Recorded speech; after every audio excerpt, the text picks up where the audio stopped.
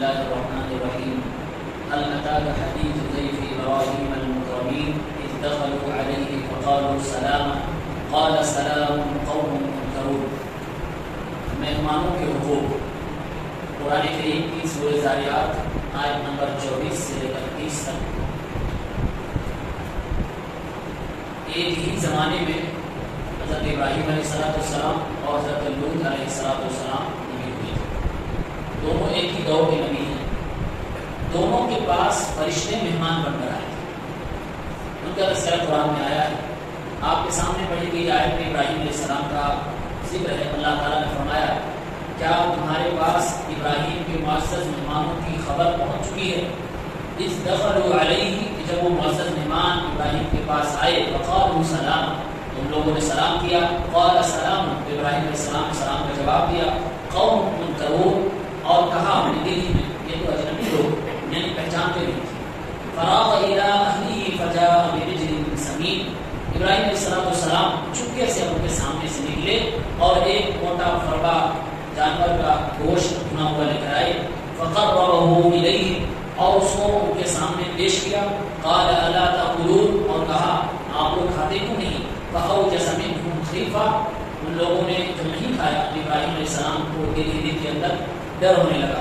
قالوا لا تخف مہمانوں نے کہا ڈرو نہیں. وبشروه بغلام علیم اور فرشتوں نے ایک جانکار بچے کی بشارت سنائی. فاقبلت امرأته في سرة ابراہیم علیہ السلام کی بیوی حضرت سارہ علیہ السلام خوشی خوشی بول پڑی اور آئیں. فشقت وجہہا اور اپنے چہرے پہ ہاتھ مارتے ہوئے کہا وقالت عجوز عقیم میں تو ایک بانجھ عورت ہوں. قالوا كذلك فرشتوں نے کہا اسی طرح سے یعنی اللہ تعالیٰ آپ کے بانجھ ہونے کے باوجود آپ کو اولاد سے نوازے گا. قال ربک اسی طرح سے آپ کے رب نے کہا انه هو الحکیم العلیم وہ اللہ رب العالمین حکمت والا اور جاننے والا ہے. ان آیتوں کے اندر ابراہیم علیہ السلام نے کیسے اپنے مہمان کی مہمان نوازی کی اس کا تذکرہ ہے.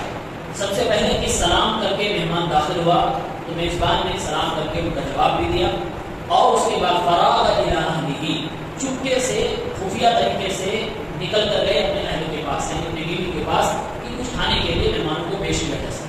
اس سے یہ معلوم ہوا کہ جو آج یہ لوگ کرتے ہیں کہ مہمان آ جاتا ہے ان سے پوچھتے ہیں کہ آپ کھانا کھائیں گے آپ پانی پئیں گے پھر اس کے بعد جا کر لاتے ہیں تو ایسا کرنا نامناسب ہے. مہمان کی ادب کے خلاف ہے عزت کے خلاف. بلکہ آپ کو ایسے انداز میں گھر کے اندر جانا ہے کہ مہمان کو پتا بھی نہ چلے کہ یہ گیا کہاں ہے اور اتنا دیر بھی آپ گھر کے اندر نہ ہوگی کہ مہمان آپ کو ڈھونڈنے لگے کہ مجھے چھوڑ کر گھر کے اندر جا کر بیٹھا ہوگا. دونوں باتوں کا خیال کرنا چاہیے. ابراہیم علیہ السلام نے فراغ الی اہلہ راغا کا مطلب ہوتا ہے چپکے سے خفیہ طریقے سے نکل جانا. تو وہی ابراہیم علیہ السلام نے طریقہ اختیار کیا. فجاء بعجل سمین اور قرآن کی دوسری آیت میں یہ بھی کہا گیا ہے فجاء بعجل حنیذ یعنی بھنا ہوا گوشت. کچا گوشت کھانا یہ انسان کی طبیعت میں نہیں ہے. انسان گوشت کو سالن میں بنا کر کھاتا ہے یا تو بھنا ہوا بنا کر کھاتا ہے. دونوں میں زیادہ لذیذ اور ٹیسٹی بھنا ہوا گوشت ہوتا ہے کیونکہ جب سالن بناتے ہیں اور سالن کے اندر پانی مکس ہو جائے تو اس کی لذت تھوڑی کم ہو جاتی ہے. اس لیے ابراہیم علیہ السلام کے حوالے سے قرآن میں کہا گیا کہ آپ بھنا ہوا گوشت لے کر ان کے سامنے پیش کرتے ہیں اور وہ بھی ایک بڑا سا جانور تھا. یعنی ابراہیم علیہ السلام نے اپنی حیثیت کے حساب سے اور حالت کے حساب سے مہمان کی عزت بھرپور طریقے سے کی اور بھنا ہوا گوشت کو پیش کیا. فقربہ الیہ صرف پیش نہیں کیا انہیں جا کر کسی نوکر کے ذریعے سے رکھوا دیا. عزت کی انتہا یہ تھی کہ ابراہیم علیہ السلام خود اپنے ہاتھ سے سروائی کر رہے. فقربہ الیہ ان کے پاس سامنے کھانا پیش کر دیا اور اس کے بعد جب وہ نہیں کھا رہے تھے کیونکہ فرشتے کھاتے نہیں ان کے پاس پیٹ نہیں ہوتا. اللہ تعالیٰ نے کھانے پینے سے ان کو پاک رکھا ہوا ہے. کھا نہیں رہے تھے. ابراہیم علیہ السلام نے کہا الا تاکلون کیا آپ لوگ کیوں نہیں کھاتے؟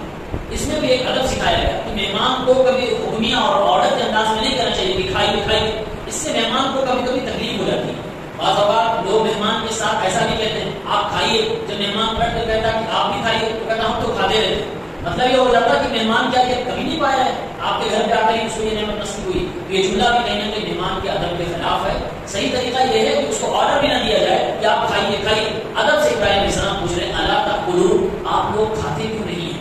مطلب آرڈر بھی نہیں دے رہے اور سوال وہی ہے بس انداز بدلا ہوا ہے جس میں عزت بھی ہے اور ادب بھی ہے. فاوجس منهم خیفہ سامنے والا جب مہمان نہیں کھاتا ہے تو میزبان کو تکلیف ہوتی ہے اور حقیقت میں بہت تکلیف ہوتی ہے. خاص طور سے جو اس کھانے کے پیچھے محنت کر چکے ہوتے ہوئے, چاہے وہ عورتیں ہوئے, اگر سب کو تکلیف ہوتی ہے. ابراہیم علیہ السلام کو بھی تکلیف ہوئی. تکلیف اس بات کو لے کر ہوئی کہ کہیں ایسا تو نہیں کہ سامنے والا جو مہمان بن کر گھر پہ آئے اس کی نیت کچھ اور ہو, ارادہ کچھ اور ہو, ہمارے گھر پہ کوئی غلط شخص آ گیا ہو. قالوا لا تخف, مہمان کے اوپر ذمہ داری ہوتی ہے کہ اگر اسے نہ کھانا ہو تو وہ اپنے میزبان کو بتا دے, گھبرانے کی بات نہیں, ہمیں یہ پریشانی اس لیے نہیں کھا رہا. وضاحت کر. کچھ لوگ ایسے ہی وہ بنا کے چلے جاتے, وہ اپنی کسی مجبوری کی وجہ سے نہیں کھا رہے ہوتے, پھر بھی میزبان کو نہیں بتاتے کہ میں کھا کیوں نہیں رہا, اور مہمان کو نہ کھاتے ہوئے دیکھ کر میزبان الگ پریشان ہوتا ہے. فرشتوں نے یہ ادب سکھایا کہ اپنے میزبان کو بتا دیا کہ گھبرانے کی ضرورت نہیں ہے, ہمارے ساتھ یہ پریشانی ہے, اس لیے میں نہیں کھا رہا ہوں. اور اس کے بعد فرشتوں نے حضرت اسحاق علیہ السلام جو ابراہیم علیہ السلام کے بیٹے ہیں ان کی بشارت دی کہ آپ کو ایک بیٹا ہونے والا ہے. حضرت سارہ علیہ السلام جو حضرت ابراہیم کی دوسری بیوی تھی ان کے ذریعے سے ان کی بیوی باہر نکل کے آ گئی کہ میں تو ایک 5 عورت ہوں اور اوپر سے بوڑھی ہوں, تو پھر اس عمر میں بچے کہاں ہوں گے؟ تو فرشتوں نے جواب دیا آپ کے رب نے اسی طرح سے کہا ہے کہنے کے لیے, بس اللہ کا کام ہے دینا, اللہ تعالیٰ عطا فرمائے گا. اس میں 3 طرح سے ابراہیم علیہ السلام کو خوشخبری دی گئی. ایک تو یہ سنا دیا گیا کہ گھبرائیے نہیں, آپ کو اللہ اولاد سے نوازے. دوسری خوشخبری یہ تھی کہ وہ جو پیدا ہوگا وہ لڑکا ہی ہوگا, کیونکہ غلام علیم یہ لفظ مذکر کے لیے آتا ہے, جنڈر بتا دیا گیا کہ وہ لڑکا ہوگا. تیسری خوشخبری یہ دی گئی کہ وہ لڑکا جو ہوگا وہ علیم ہوگا, یعنی کہ جانکار ہوگا. مطلب یہ کہ بشارت کہیں نہ کہیں دی جا رہی ہے کہ وہ نبی ہوگا, کیونکہ نبی اللہ رب العالمین کے سے علم لیتا ہے, لہٰذا نبی بہت زیادہ علم والا ہوتا ہے. ابراہیم علیہ السلام کی بیوی خوشی کے مارے باہر آتی ہے, اپنے چہرے پہ ہاتھ مارتی ہے, سوال کرتی ہے, جواب بھی مل جاتا ہے کہ اللہ کے یہاں دور نہیں ہے اور دیر نہیں ہے, اللہ تعالیٰ جو چاہے کر سکتا ہے. اس مہمان کے اور میزبان کے قصے کے اندر, واقعے کے اندر ایک بات نہیں پتہ چلی کہ حتی امکان جہاں تک ہو سکے ہمیں مہمان کی عزت کرنی چاہیے اور بھرپور عزت کرنی چاہیے. اسی چیز کو ہمارے نبی صلی اللہ علیہ وسلم نے فرمایا ہے, من کان یؤمن باللہ والیوم الآخر فلیکرم ضیفہ, جو اللہ پر اور آخرت کے دن پر ایمان رکھتا ہو وہ اپنے مہمان کی عزت کرے اور اس کی احترام کیا کرے. تو یہ اللہ کے نبی صلی اللہ علیہ وسلم کا حکم. ایک دوسرے پیغمبر حضرت لوط علیہ السلام, ان کے یہاں بھی مہمان آئے فرشتے, لیکن 2 نوجوان کی شکل میں, اور ان کی قوم کے لوگوں کی بری عادت تھی کہ وہ عورتوں کو چھوڑ کر مردوں سے اپنی خواہش پوری کیا کرتے تھے. لوط علیہ السلام کی بیوی کافرہ تھی, اس نے اپنی قوم کے لوگوں کو یہ بتا دیا کہ لوط کے گھر میں 2 نوجوان ہیں اور بہت خوبصورت. سارے کے سارے لوگ گھر کی طرف ٹوٹ پڑے, لوط علیہ السلام کے گھر کو گھیر لیا, دروازے پر دستک دی گئی, کہا گیا سنا گیا تمہارے گھر میں 2 نوجوان آئے ہیں, لہٰذا دروازہ کھولو, ہم انہیں لے جانے کے لیے آئے. لوط علیہ السلام نے ان لوگوں سے کہا کہ تم ایسا نہ کرو, اور یہ ہمارے مہمان ہیں, مہمان کی عزت کرنی ہماری ذمہ داری ہے, اور اس کی عزت و آبرو کی حفاظت کرنا بھی میری ذمہ داری ہے.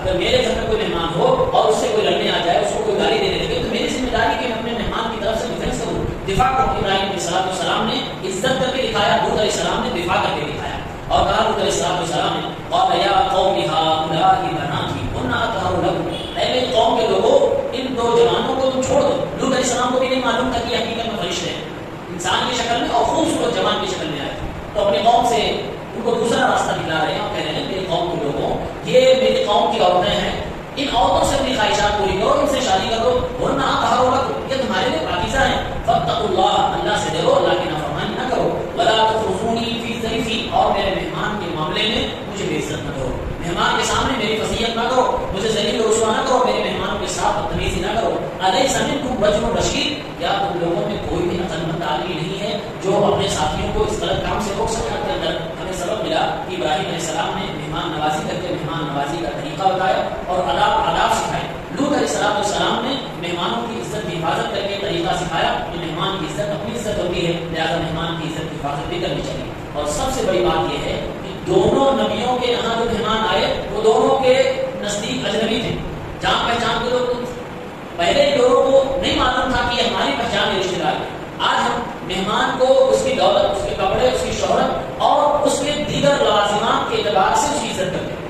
جتنا قریبی رشتے دار ہوگا اتنی ہی زیادہ عزت کریں گے, اور جتنا دور جاتا جائے گا, عام جاتا جائے گا, اتنا ہی اس کے ساتھ ہم خراب ویوہار کرتے ہیں. کبھی کبھار ایسا ہوتا ہے کہ لوگ مہمانوں کو پانی ڈالنا تو پوچھنے کی بات چھوڑیے, سلام وقت کرنے کو تیار نہیں تو ڈانٹ ڈال کر بھگا دیتے. ان دونوں پیغمبروں نے یہ سکھایا کہ اگر مہمان گھر پہ آ جائے, اجنبی بھی ہو, تو آپ کے اوپر حق بنتا ہے کہ اس کی مہمان نوازی کریں, جبکہ آپ کے لیے کوئی خطرہ نہ ہو, اس طرح کے فتن یا فتنے والے ماحول نہ ہو کہ لوگ مہمان کی شکل میں دشمن ہو آپ کے گھر میں آ جائیں, پھر آپ کے اسلام کے ساتھ کھیل جائیں. اگر ایسی کوئی بات ہو تو ظاہر سی بات ہے احتیاط بڑھتا جائے گا, لیکن ماحول اگر پرسکون والا ہو تو آپ کو اجنبی لوگوں کے ساتھ بھی مہمان نوازی کرنی ہے. ان دونوں پیغمبروں کو نہیں معلوم تھا کہ سامنے والے جو مہمان ہیں وہ فرشتے ہیں کہ انسان.